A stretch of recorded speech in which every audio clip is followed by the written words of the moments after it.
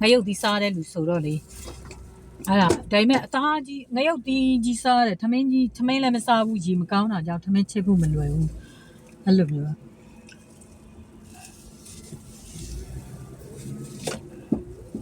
အဲ့ဒီဟာလေးတမိုင်းလေးတစ်ခုကိုကျုပ်ကတင်တယ်ဘာကြောင့်တင်တာလဲဆိုတော့ဒီနေ့ဒီနားမှာတကူးတကရက်တယ်ဒီမှာဆိုတော့အကုတ်တွေ့နေတာလေဓာတ်ရိုက်တွေ့နေတာလေဆိုတော့ဖက်ကတ်တွေထိုက်ကြည့်တယ်လေဖက်ကတ်တွေမှာထိုက်ကြည့်တော့ယောက်ျားငယ်လေးတွေလာတယ်အသက်ကြီးဖတ်ချတဲ့အရွယ်တွေအသက်ကျုပ်တို့အရွယ်တွေပေါ့နော်အဲ့တော့ရုရှားတွေတွေ့တယ်တရုတ်တွေ့တယ်တရုတ်ဂျပန်ကိုရီးယားမက်ဆီကန်ရှိတယ်ဆိုတော့အဲ့ဒါလေးတွေထိုက်ကြည့်လိုက်တယ်မိတ်ခလေးတွေလာဖက်ကတ်တာ prostitution လုပ်တဲ့အရွယ်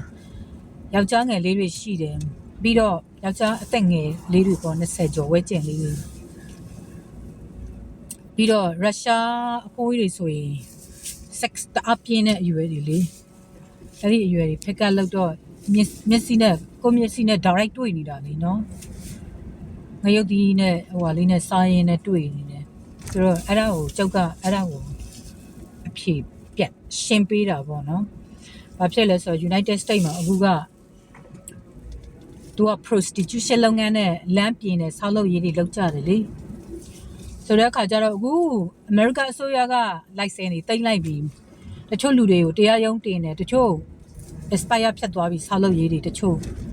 expire ဖြတ်တဲ့ကြားနေပြီးတော့ဖြိုချတယ်မြေတွေတိမ့်တယ်ဆိုတဲ့လူတွေကိုလည်းတရားရုံးတင်တယ်အခုခိုးတွေဆိုဖြိုလိုက်ပြီး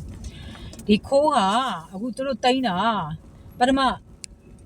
hotel ဆောက်မလို့ဖမ်းမဲ့ဆောက်မလို့နောက်ကျောင်းဆောက်မလို့ reason တွေအများကြီးပေးတာပေါ့နော်ဒါပေမဲ့တဖြည်းဖြည်းနဲ့သူကမြေယူသွားတာဒီ Walmart ပါဖြစ်ချင်တယ်ဘာဖြစ်လဲဆိုတအားကျဲတယ်ဒါမျိုးလေးတစ်မျိုး hotel apartment နဲ့ shopping center ဆောက်လို့ရတယ်လေရုပ်ရှင်ရုပ်လေးပါတယ်ဒီမှာတစ်ခါကြီးဆောက်ရင်ငွေရတတ်လဲဝင်တယ်ပြီးတော့ပတ်စံတိတဲ့အတိုင်းပဲခါတယ်တွေအဲ့ထက်တောက်လျှောက်ဝင်တာလေ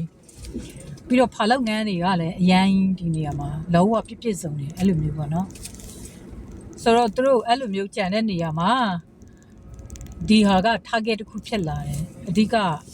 ဆော့ဆော့တဲ့ချင်းလိုမျိုးပေါ့တနာရီမလဲဘူးအချက်ဦးနဲ့ဆိုတာမျိုးပေါ့အဲ့ဒါတွေအကုန်လုံးကိုကျုပ်ကအဲ့ဒါတွေကရှာထောက်ပေးတာပေါ့နော်ဘာဖြစ်လို့ဆိုရင်ကလားတွေအခုစောင့်နေတာသူတို့အဓိကသူတို့မူးယစ်ဆေးဝါးတအားသုံးတယ်လေမူးယစ်ဆေးဝါးသုံးတယ်ပြီးတော့မိန်းမတွေနဲ့ဖဲပြီးအိတ်တယ်မိန်းကလေးတွေလည်းယောက်ျားတွေနဲ့ဖဲပြီးအိတ်တယ် sex အထူးသဖြင့်ယောက်ျားမရှိရမနေတတ်မိန်းမမရှိရမနေတတ်တဲ့ယောက်ျားတွေရှူတယ်မူးယစ်ဆေးဝါးတွေသုံးတယ်ပြီးတော့ sex ထဲမှာအထူးသဖြင့်သူတို့အချိန်ပြည့်နေတယ်ကဲဒီပတ်စံတွေဘယ်ကလာလဲအလုံးမရှိဘဲနဲ့ဖက်ကတ်တွေတအားများတာပဲဆိုလို့ရှိရင်အဲ့ဒါပဲလေခါတယ်မန်နီဟာအဲ့ဒါဒီနေရာမှာသူတို့အခုဆောက်လုပ်ရေးတွေရပ်သွားပြီခါတယ်မန်နီဆိုတာကလည်းတီးတဲ့အတိုင်းပဲတရုတ်ကထုတ်တဲ့ပတ်စံအတုမက်ဆီကန်တရုတ်ဂျပန်ကိုရီးယားကထုတ်နေတဲ့ပတ်စံအတုတွေဟာအဆက်တောင်မှလိုက်လို့မမီဘူးအဲ့ဒါလောက်ကောင်းတယ်ပြီးတော့ခွဲထုတ်ဖို့တအားခက်တယ်ဘယ်ဟာအဆက်ဘယ်ဟာအတုဆိုတာခွဲဖို့လုံးဝမသိနိုင်တဲ့အရာအဲ့ဒါလောက်ခက်ကလည်းတအားတုတ်တက်ပြီးတော့လူတွေကလည်းတအားကျွမ်းကျင်နေကြတာလေပြီးရဒေါ်နယ်ထရက်ကလည်းအမြဲပြောတယ်အမေရိကမှာရှိနေတဲ့ဘန်တွေအားလုံးကိုပတ်စံအတုကတာလေလက်ဝါးကြီးအုပ်ထားတယ်ဆိုတာအစိုးရကလည်းသိပြီးသားဒါပေမဲ့ကြောက်ပြောတာအခုကိုကားတွေကလည်းအရောက်စီတိုင်းအရေတုန်းကစပိန်လေးနဲ့တာလမ်းပေါ်မှာကြောက်ဖို့အိတ်လေးနဲ့တွားနေရတဲ့လူတွေကအခုကားနဲ့ကိုပိုင်ကားနဲ့ဖြစ်နေကုန်ပြီလေပတ်စံကိုပြီးရလို့တလောက်တုံလို့ရတဲ့အခက်ဖြစ်သွားပြီဘာကြောင့်လဲဆိုရင်သူတို့ခတ်တယ်မန်နီကိုဘယ်ကဝယ်လို့ရတယ်ဆိုတာသိနေလို့အဲ့လိုမျိုးပေါ့နော်ပြီးတော့ဘန်တွေကလည်းအမေရိကန်နိုင်ငံထဲမှာဘန်တွေတချို့နေရာတွေမှာတွေ့နေရမှာကတော့အဲ့ဒီဘန်ကလူမတွားဘူးတရားဝယ်ဒီဘန်မှာအလုတ်သမားတိတမခန့်အပ်ထားဘူးအလုတ်သမားရှိတယ်ငွေလာထောင်းလို့ရတယ်ငွေပေးငွေယူအစိုးရကဥမာကျုပ်တို့ SSI account တွေအစိုးရကထပ်ပေးလိုက်တဲ့ပတ်စံဘန်မှာတော့ထောက်ရရတယ်အဲ့လိုမျိုးဘန်မျိုးမဟုတ်ဘူးအဲ့လိုမျိုးပေါ့နော်ဆိုတော့ SSI account အစိုးရကထပ်ပေးတဲ့ပတ်စံတော့ထုတ်လို့မရတဲ့ဘန်တွေတိတရှိတယ် Bank of America ပဲဒါပေမဲ့သူကအဲ့လိုခါတယ်မန်နီတွေကိုပဲတက်ထက်ထားတယ်ဒါပေမဲ့အဲ့ဒီမှာ credit ပဲအလုပ်လုပ်နေတာလေ credit ဆိုတော့ခါတယ်မန်နီနဲ့ credit နဲ့ဆိုတော့ကြိုက်တဲ့ကုန်တိုင်းမှာ order မှာ credit နဲ့ရှင်းလိုက်တယ်ဆိုတော့ခါတယ်မန်နီအတုတွေကအဲ့လိုမျိုးသွားနေပြီးတော့ တချို့ခါရမန်နီကိုတုံးနေတဲ့လူတွေကြတော့သူတို့စောက်ထားတဲ့အဆောက်အုံဒီထဲမှာသူတို့ကြိုက်တဲ့ prostitution နေနဲ့အလုံးမရှိတဲ့အချိန်ဖဲ့ပြီးအိမ်နေလိုက်ရုံနဲ့အဲ့လိုမျိုးပေါ့နော်ဆိုတော့ဒီပတ်စံကဘာမှညာမှမသိမပြေးရမလွားရအလုံးမလုံးရနေမပူတော့ဘဲနဲ့တရားဝင်သွားတော့ပြောတာ jealousy ဖြစ်လို့ပြောတာမဟုတ်ဘူးကျုပ်ကအဲ့မှာထိုင်ရင်းနဲ့အကုန်ကြည့်အကုန်တွေးနေတာလေပြီးတော့ဘန်တွေတချို့ကလည်းအဲ့လိုပဲအစိုးရကပတ်စံမထက်ထားဘူးပြီးတော့ SSI တော့ထောက်လို့မရဘူးအစိုးရ SSI သမားတွေဆိုအစိုးရကဝင်နေပတ်စံနေလေအဲ့ဒါထောက်လို့မရဘူးဘန်တစ်ခုကိုတစိမ့်တက်ပြီးတိကျလောက်ထားတဲ့ Bank of America ပေါ့ဒါပေမဲ့အဲ့ဒီမှာလူဝင်လူထွက်လည်းမရှိသလို तू က credit တစ်မျိုးနဲ့ပဲအလုပ်လုပ်တယ်ဒါပေမဲ့နေ့ရောညရောတော့မိဖွက်ထားလိုက်မယ်အဲ့လိုမျိုးပေါ့ तू ကနာမည်တွေနဲ့အဲ့လိုဖွက်ထားတယ်ဒါမျိုးတွေရှိတယ်ပြီးသွားလို့ရှိရကုတ်တိုက်တွေမှာလည်းလူတွေက shop ပဲတိတ်မလုပ်ဘူးလူတွေက order နဲ့ပဲ pack up order နဲ့ pack up ဆိုတဲ့အခါကျတော့ထိုက်ကြီးတော့သူတို့ဈေးမလာတော့ဘူးအရေတုံးကဆိုရင်ကင်မရာအောက်မှာနမ်းလိုက်စုပ်လိုက်ဖက်ကန်လိုက်လိကန်လိုက်နှုတ်ကန်လိုက်နဲ့သူ့တတွေးကိုတောက်ကိုတတွေးသူတောက်လုံနေကြတယ်အဲ့လိုမျိုးပေါ့နော်စုံတွဲတွေအက်စပညောအက်စပီကလီအာဖရိကတရုတ်အေရှားအာရပတာရနာစုံနေတာပဲဆိုတဲ့အခါကျတော့အခုဒီလူတွေကအဲ့လိုဖက်ကလာယူတယ်ဆိုတော့ဒီပတ်စံဘဲကလာလဲသူတို့ရဲ့ဘဲတွေသူတို့ယူဇာတွေသူတို့ကိုထိန်းထားတဲ့သူတို့နဲ့တွဲနေတဲ့ကရေဘော်ကမစင်းတဲ့တနာယီမလက်ဘူးအချက်ထူလာကြီးရဲ့လာတဲ့ကေသွဲမင်းကြောင့်တဝဲလဲလဲမင်းဘဲကလာလဲလို့မေးခြင်းနဲ့အဲ့ဒီချင်းကျုပ်ဆော့နားထောင်နေတာလေအဲ့ဒါလေးထည့်ပြီးလိုက်မယ်အေးအဲ့ဒီတချင်းလိုမျိုးဘဲကလာလို့လာမှမသိဘူးအမေရိကန်နိုင်ငံကိုကတင်လောက်လိုက်တယ်ပြီးတော့ခါတယ်နဲ့ prostitution နဲ့ပေါင်းပြီးတော့အမေရိကအစိုးရကိုတတ်ဆိုတော့တုံးတဲ့ပတ်စံတွေအားလုံးကဒီလို prostitution program ကနေပြီးတော့ housing နဲ့ prostitution program ကနေပြီးတော့ကော်ရိုက်တွေမှာဈေးဝယ်မယ်ပတ်စံအတုတွေတုံးမယ်ပြီးတော့ money laundry လုပ်ပလိုက်တာလေအဲ့ဒါတွေအစိုးရကမသိဘူးဒါပေမဲ့ Donald Trump ဟာငိမ့်ငိမ့်ငိုင်ငိုင်ဖြစ်တယ် Donald Trump ဒီဟာတွေအသေးစိတ်မသိလို့ဒါပေမဲ့ကျုပ်တို့ကလည်းဒီလိုသွားလာမှတာလေပြောနိုင်ဆိုနိုင်အားရှိတာလေသွားထိုက်ကြည့်လာတဲ့လူတွေထိုင်ပြီးကြည့်တို့တွေဖက်ကပ်ပဲလာတယ်အရွယ်လေးတွေကိုကြည့်လာတဲ့လူတွေရဲ့အကြောင်းကိုဖတ်တော့ကိုရေဒီယိုလောက်ကိုရေဒီယိုစတေးရှင်းနဲ့ကိုဆိုတော့အကုန်လွဲ့တိနေတယ်အစိုးရကလည်းတိနေသလိုဒါပေမဲ့ကိုကလည်းအဲ့လိုပတ်ဖို့ပေးလိုက်ရင်ကိုလက်ရှိထိုက်ကြည့်နေတဲ့အချိန်မြင်နေတဲ့အချိန်မှာပတ်ဖို့ပေးလိုက်ရင်တို့ပို့ပြီးမြင်ရတယ်ပို့ပြီးသိရတယ်ဒါပေမဲ့ငွေကြေးသုံးစွဲတာကို jealousy ဖြစ်စီရတော့ဘာမှမရှိဘူးပတ်စံသုံးကြတာပဲဒါပေမဲ့နိုင်ငံတစ်ခုနဲ့အစိုးရတစ်ခုကိုဘယ်လိုတပ်ပြတ်သွားမလဲဆိုတာရေတိုလေးမှာ can kill the government the administration of legally bail အဲ့ဒါတွေအကုန်ပြိုကျအကုန်လုံးကိုတပ်ပြတ်လိုက်နိုင်တယ်ဘာဖြစ်လဲဆိုဒီလိုအုပ်စုက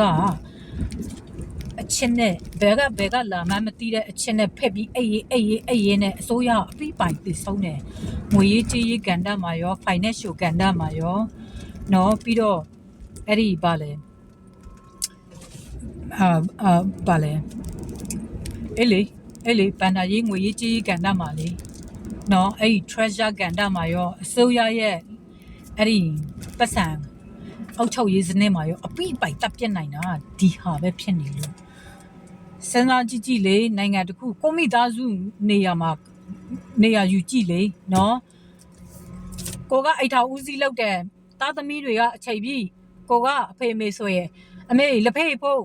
ထမေးဖို့ဟေးဖို့ဥမာအဖြစ်သူတို့တောက်ဖို့ဆေးဖို့ဝါခမူရဲ့ဆေးဝါဖို့ဆက်လိုက်ဖို့အရက်ဖို့တနေ့လာလဲနေအထောက်ဘလောက်လာအပ်ထားလို့လဲတနေ့လာလဲဒီဆက်လိုက်ဖို့အရက်ဖို့ဘိန်းဖြူဖို့ဆေးကြောက်ဖို့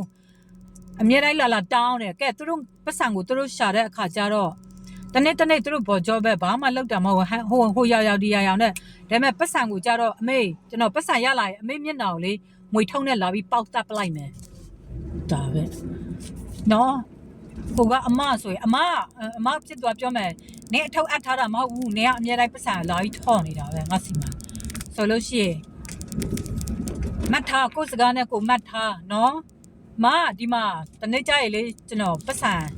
ရှိလာရဲ့အဲ့ဒီပတ်ဆက်ထုံးတဲ့အမမျက်နှာကိုလေးလာပြီးတော့ကြိုက်ပေါက်မယ်လာပြီးပေါက်တက်ပလိုက်မယ်သေးတယ်အဲ့ဒါမျိုးဆိုတော့သူတို့ပတ်စံပဲဟဲ့နေပတ်ဆက်ပဲရတာလဲဟာပတ်စံကလာခြေစလုံးမွေးလောက်ပဲရှေ့ပတ်ဆက်ဆိုတာခွေးချီပဲကြိုက်တဲ့နေရာမှာလိုက်ကသူတို့ရှာလို့တွေးတော့ပြောနိုင်အောင်ရှိလာတယ်ကဲဘယ်ကလဲဆိုရင်ပတ်စံငွေအတုတွေတွားဝယ်လာပြီးတုံးနေကြတယ်အဲ့ချိန်မှာလဲတုံးကြတယ် money lottery လောက်တာပေါ့နော်အဲ့ချိန်ဒီမှာလဲတုံးနေသိတဲ့အတိုင်းပဲအဲ့ချိန်ဆိုတာဘာပြောစရာလိုသေးလဲအဲ့ချိန်ဒီမှာလဲတုံးနေအပေးယူလောက်ရင်းနဲ့တုံးပလိုက်တယ်ပြန်အန်လို့ရရှိတဲ့ငွေကအဆက်ပေးလိုက်တာကအတူ shopping လုပ်တယ်ပေးလိုက်တဲ့ပတ်စံကအတူဟလာကိုရီစားလို့စားတောင်းလိုက်တယ်တုံးဆွဲလိုက်တဲ့အရာတွေကအဆက်ဒါတွေကိုအစိုးရကိုတပ်ပစ်တယ်လို့ခေါ်တယ်အဲ့ဒါကြောင့်မလို့အခုနောက်ထပ်အမေရိကန်နိုင်ငံထဲမှာ Go computer driver ကားထဲကမွေးလာမဲ့ခလေးဟာအမေရိကန်နိုင်ငံမှာတစ်နှစ်မှာလူဦးရေ9 တန်းလောက်ရှိတယ်အဲ့ဒါရုပ်လိုက်ဘာဖြစ်လဲဆိုတော့ Go ကားဟာတာမန်ရိုးရိုးကားထက်ပိုများနေလို့ပြီးတော့ sex ကိုကြတော့အဲ့ဒီကားအပေါ်မှာထည့်လဲပြီးစီးကြတယ်လေအချိန်ကျရင်အထဲမှာယောက်ျားလေးပါတယ်မိတ်ကလေးတယောက်ကိုကြိုက်တဲ့နေရာကတင်လိုက် Go ကားနဲ့လာတင်သွားတယ်လေပြီးတော့ကားထဲမှာဖိဆောက်ကြတယ်ကဲဘိုက်ကြီးလာမယ်ဘယ်ကဘိုက်ကြီးတာလဲ Go ကားထဲကဘိုက်ကြီးတာလေအခုပြီးရင်အိတ်ထဲမှာဖဲပြီးတော့အိတ်နေကြတယ်အချိန်ပြည့်ဖဲအိတ်ကြတယ်လူတွေလုံးဝဟလာလူတွေလုံးဝနေရမရွှေ့တော့ဘူးအချိန်ပြည့်ဖဲပြီးအိတ်ပြီးဘိုက်ကြီးကြမယ်အဲ့ဒီဘိုက်ကြီးတဲ့ကလေးတွေအမေရိကန်နိုင်ငံမွေးတယ်လို့ပဲနာမည်ထွက်မှလေဒါပေမဲ့အဲ့လိုမျိုး prostitution ကမွေးတယ်ဆိုတာကိုဘယ်သူမှမသိလိုက်ဘူးပြီးတော့အဲ့ဒါခတ်တယ် money နဲ့ဒီလို prostitution တွေဟာအမေရိကန်နိုင်ငံမှာအများကြီးပဲ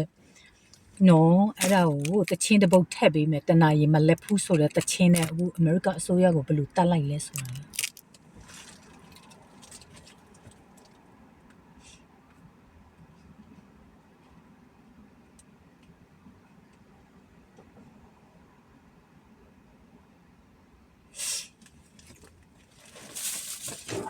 မိကစားရဲတောက်ရဲနဲ့မိအလုပ်ကိုမိလာလောက်နေတာမိကလည်း radio station ထည့်ဖို့ဆိုတယ်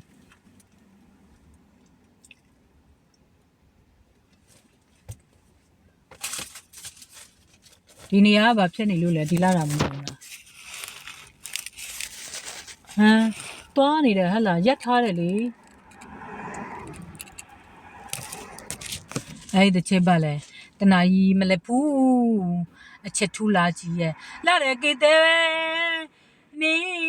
ဘွာရေစလဲလဲမင်းဘက်ကလာလဲလို့မေးချင်တယ်အဲ့ဒီချင်းဘယ်သူလဲမသိဘူးဆိုထားတယ်